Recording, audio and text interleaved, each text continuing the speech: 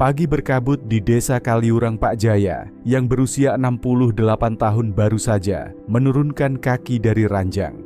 Tiba-tiba tengkuknya terasa kencang seperti ditarik dan jempol kakinya seperti ditusuk ribuan jarum panas. Ia berdiri terpaku di dekat jendela, berusaha mengatur napas sambil berpikir, mungkin hanya pegal biasa. Namun rasa berat di kepala datang bergelombang membuat langkahnya gontai, seolah ada beban yang tak terlihat menekan dari belakang. Bapak Ibu, pernahkah Anda merasakan pagi yang ganjil seperti ini? Banyak orang menganggapnya sepele mengoles minyak hangat, lalu menunggu reda sendiri. Tetapi sebagai dokter yang puluhan tahun mendampingi kesehatan lansia, saya ingin Anda berhenti sejenak. Gejala itu bisa jadi sirene darurat dari tubuh tanda ada dua pembunuh senyap yang sedang bekerja diam-diam menunggu celah untuk merampas tawa keluarga kolesterol tinggi dan asam urat. Keduanya tidak selalu berteriak di awal. Mereka merayap menyempitkan aliran darah, menyalakan api peradangan. Lalu suatu hari berubah menjadi mimpi buruk yang datang tanpa salam. Assalamualaikum warahmatullahi wabarakatuh. Semoga Bapak Ibu sehat di usia penuh berkah. Tulis di komentar Bapak Ibu menonton dari kota mana dan usia berapa supaya kita bisa saling menyapa. Perkenalkan, saya Dr. Rahmat Widodo. Di video ini saya tidak akan memakai istilah sulit. Kita akan bicara dari hati ke hati dengan bahasa dapur dan halaman rumah, agar setiap langkah terasa masuk akal dan aman bagi kesehatan lansia. Tetap bersama saya, karena setelah ini kita akan membongkar mengapa keluhan sederhana bisa berubah menjadi bahaya dan bagaimana mencegahnya sejak hari ini. Beberapa tahun lalu saya masih mengingat jelas wajah Ibu Marni dari Pekalongan. Beliau berusia 62 tahun, seorang nenek yang penuh kasih, setiap pagi sibuk menyiapkan sarapan untuk cucu-cucunya. Suatu hari beliau datang ke klinik saya dengan langkah pincang dan senyum yang dipaksakan. Awalnya beberapa bulan sebelumnya, beliau sering merasakan kesemutan ringan di ujung jari tangan dan kakinya. Beliau mengira itu hanya kelelahan setelah bekerja di kebun atau berdiri terlalu lama di dapur. Beliau mengoleskan minyak memijat sebentar, lalu melanjutkan rutinitasnya. Namun pagi itu rasa nyeri di sendinya begitu hebat hingga air matanya jatuh di ruang tunggu. Bapak Ibu, berapa banyak di antara kita yang melakukan hal serupa, menganggap remeh tanda-tanda kecil dari tubuh kita. Kita berkata, dalam hati, ini cuma pegal biasa, nanti juga hilang. Padahal tubuh kita sedang berusaha berteriak meminta perhatian. Sebagai dokter yang lebih dari 20 tahun mendampingi kesehatan lansia, saya telah menyaksikan bagaimana keluhan ringan dapat berubah menjadi serangan stroke atau nyeri asam urat yang melumpuhkan. Bayangkan, pembuluh darah kita seperti pipa air di rumah. Ketika bersih, aliran air lancar dan tidak ada masalah. Tetapi sedikit demi sedikit kolesterol jahat lemak dari gorengan renyah sate kambing dengan lemak gurih dan santan kental menumpuk di dinding pipa itu. Sama halnya dengan purin dari emping dan udang yang diam-diam membentuk kristal tajam di sendi-sendi kita. Pada awalnya semuanya tampak baik-baik saja. Kita masih bisa berjalan tertawa, bahkan bekerja di kebun. Namun lambat laun pipa itu menyempit, aliran darah terganggu, dan rasa nyeri pun datang tiba-tiba. Pernahkah Bapak Ibu berpikir bahwa hidangan lezat di meja makan bisa menjadi racun tersembunyi? Itu bukan sekadar peringatan kosong.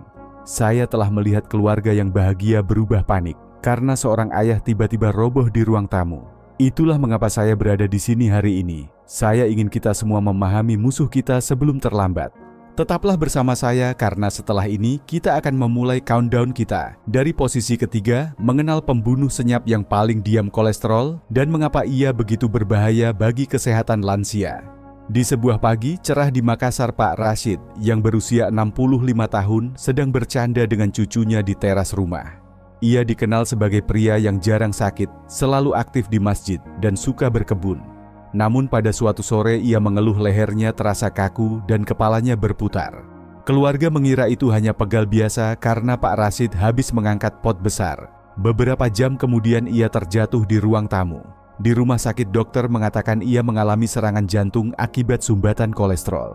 Kisah ini bukan untuk menakut-nakuti, tetapi untuk membuka mata kita semua tentang betapa diam-diamnya kolesterol bekerja. Bayangkan pembuluh darah kita sebagai pipa air di rumah. Ketika bersih, air mengalir lancar. Namun setiap kali kita menikmati gorengan renyah di pinggir jalan, sate kambing berlemak, atau gulai bersantan kental sedikit lemak jahat LDL menempel di dinding pipa itu, awalnya aliran darah tetap lancar. Tapi hari demi hari endapan itu menebal menyempitkan jalur darah. Jantung kita seperti pompa air harus bekerja lebih keras mendorong darah. Akibatnya tekanan darah naik, kepala terasa berat dan leher kaku. Sebagai dokter yang puluhan tahun mendampingi kesehatan lansia, saya sering melihat pasien berkata, "Saya sehat-sehat saja, Dok." Padahal hasil pemeriksaan menunjukkan penumpukan kolesterol.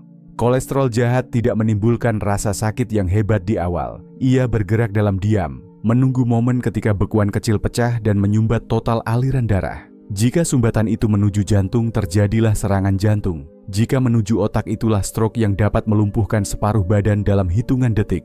Bapak Ibu, kapan terakhir kali memeriksa kadar kolesterol? Pertanyaan sederhana ini bisa menyelamatkan hidup. Jangan tunggu hingga gejala menjadi parah. Menjaga pola makan, mengurangi makanan berlemak, dan aktif bergerak adalah benteng pertahanan pertama. Ingatlah, kesehatan lansia bukan hanya soal umur panjang, tetapi kualitas hidup yang membuat kita bisa memeluk cucu-cucu dengan tenaga penuh. Saya tahu, banyak di antara kita berpikir bahwa usia membawa keluhan alami. Tapi saya ingin Bapak Ibu menyadari bahwa banyak masalah yang kita anggap normal sebenarnya adalah peringatan. Leher kaku, pusing tanpa sebab, atau kesemutan bukan sekadar tanda penuaan, melainkan jeritan tubuh minta pertolongan. Tetap bersama saya, karena setelah ini kita akan mengupas musuh kedua yang lebih berisik dan sering membuat kita terbangun tengah malam dengan rasa sakit yang tak tertahankan, asam urat. Countdown kita berlanjut, dan cerita nyata berikutnya akan membuat Bapak Ibu semakin waspada terhadap kesehatan lansia. Suatu malam di Malang, Pak Darto yang berusia 70 tahun terbangun karena jempol kakinya terasa panas dan bengkak. Ia mencoba berdiri, tetapi setiap langkah seperti disayat pisau. Sebelumnya ia menikmati emping kesukaannya sambil menonton televisi dan beberapa potong udang saat makan malam keluarga.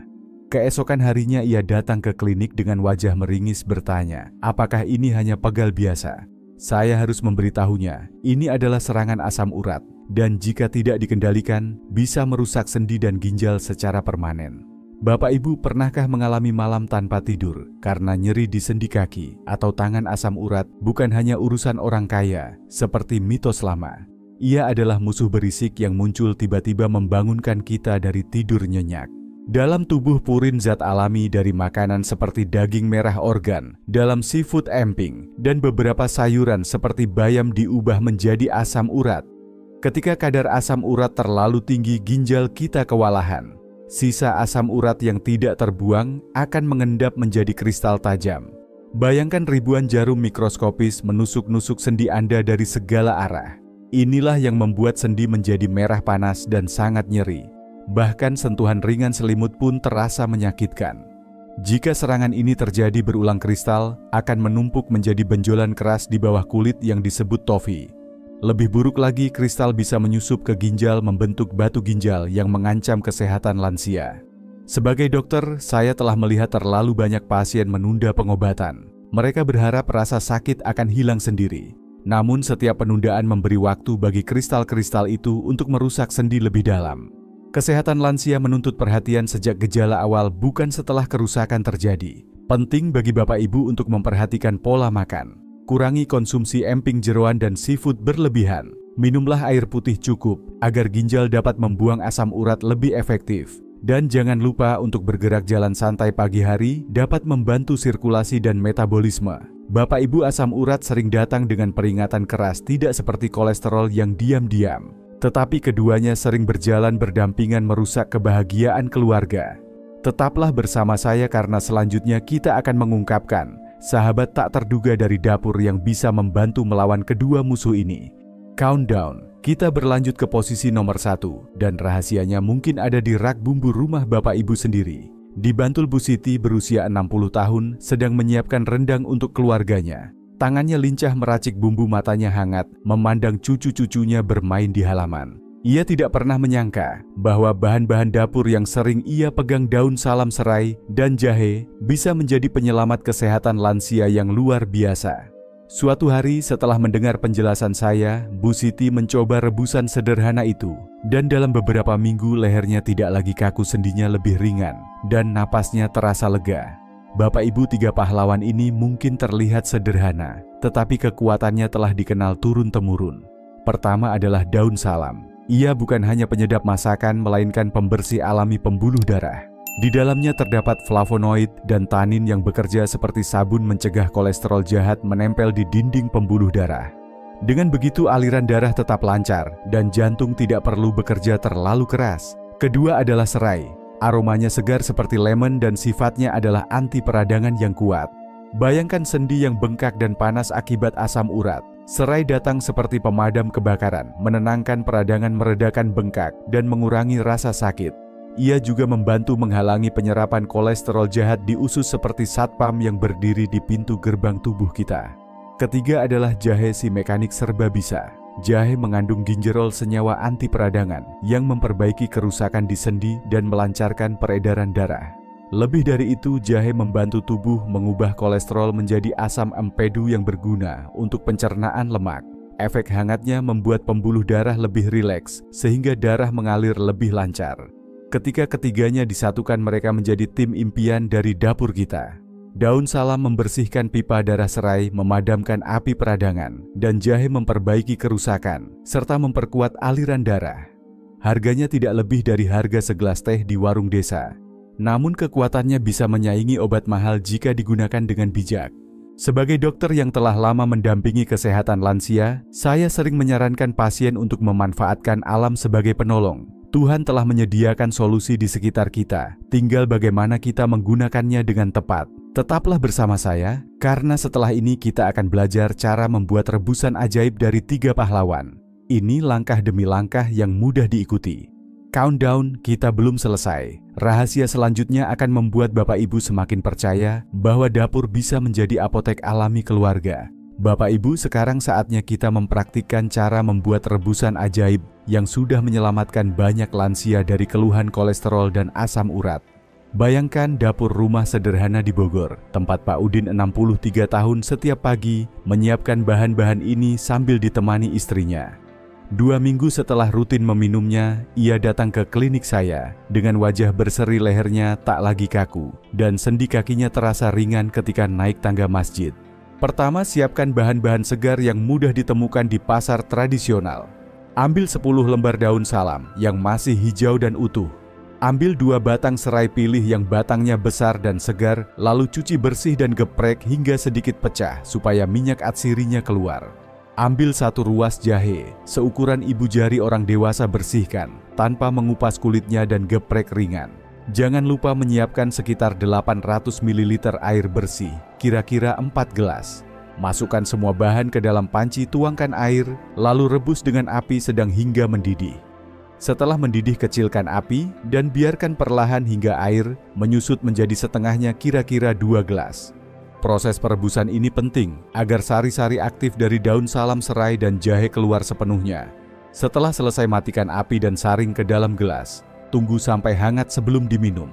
Minumlah 1 gelas di pagi hari saat perut kosong sekitar 30 menit sebelum sarapan, dan 1 gelas lagi di malam hari sebelum tidur. Saat perut kosong, tubuh kita ibarat spons kering, lebih mudah menyerap senyawa bermanfaat. Di malam hari ketika tubuh beristirahat dan memperbaiki diri, ramuan ini bekerja membersihkan darah dan membantu ginjal.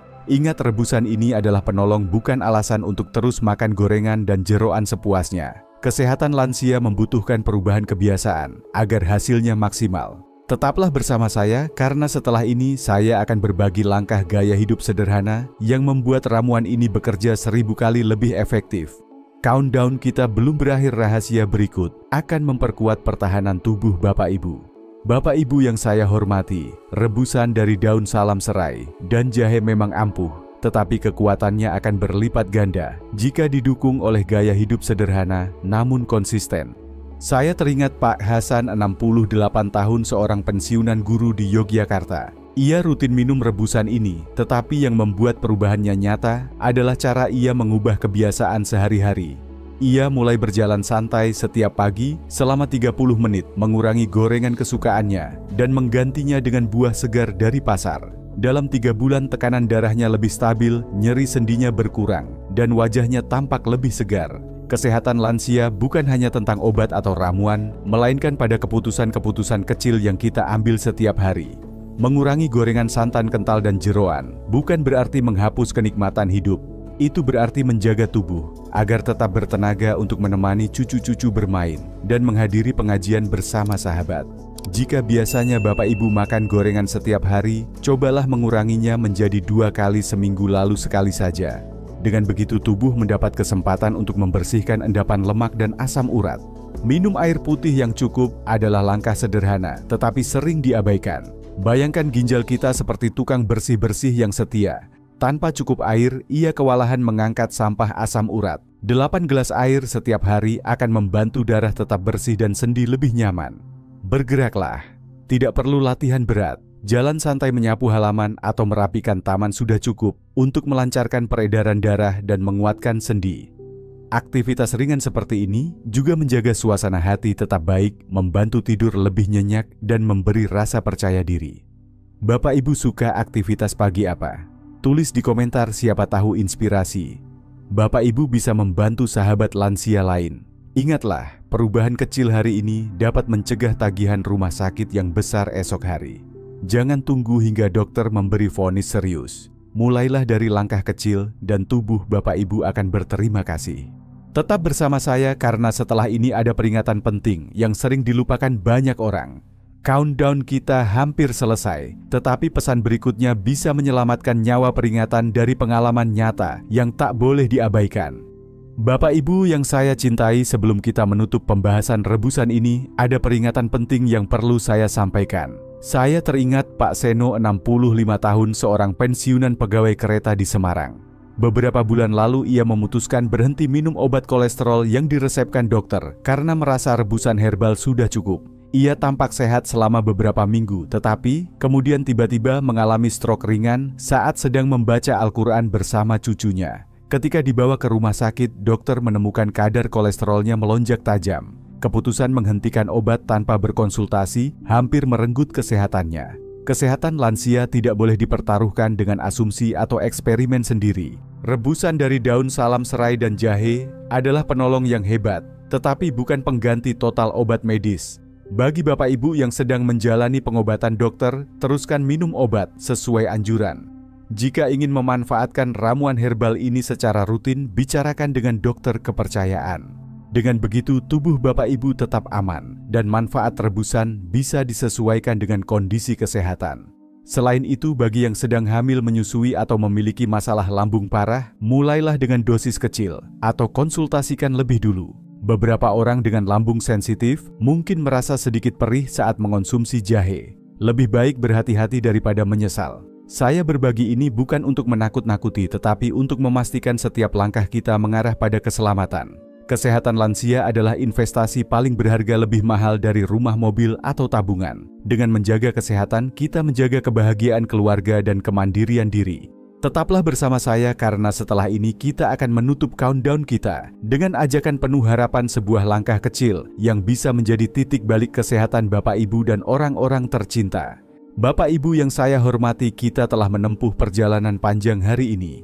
Kita sudah melihat bagaimana keluhan sederhana seperti leher kaku atau jempol kaki nyeri bisa menjadi tanda 2 pembunuh senyap kolesterol dan asam urat. Kita juga telah menemukan bahwa penyelamatnya bisa saja ada di dapur rumah kita, daun salam serai dan jahe, 3 pahlawan sederhana yang Tuhan titipkan untuk membantu kesehatan lansia. Sekarang saya ingin mengajak Bapak Ibu untuk bertindak. Jangan biarkan pengetahuan ini berhenti hanya sebagai informasi. Mulailah dari langkah kecil hari ini. Apakah Bapak Ibu akan mulai mengurangi gorengan besok, atau mungkin mulai jalan pagi bersama pasangan? Tulis di kolom komentar langkah pertama yang akan Bapak Ibu ambil. Dengan berbagi, kita tidak hanya memperkuat tekad kita sendiri, tetapi juga memberi inspirasi bagi sahabat lansia lain di seluruh Indonesia yang diam-diam menghadapi hal yang sama.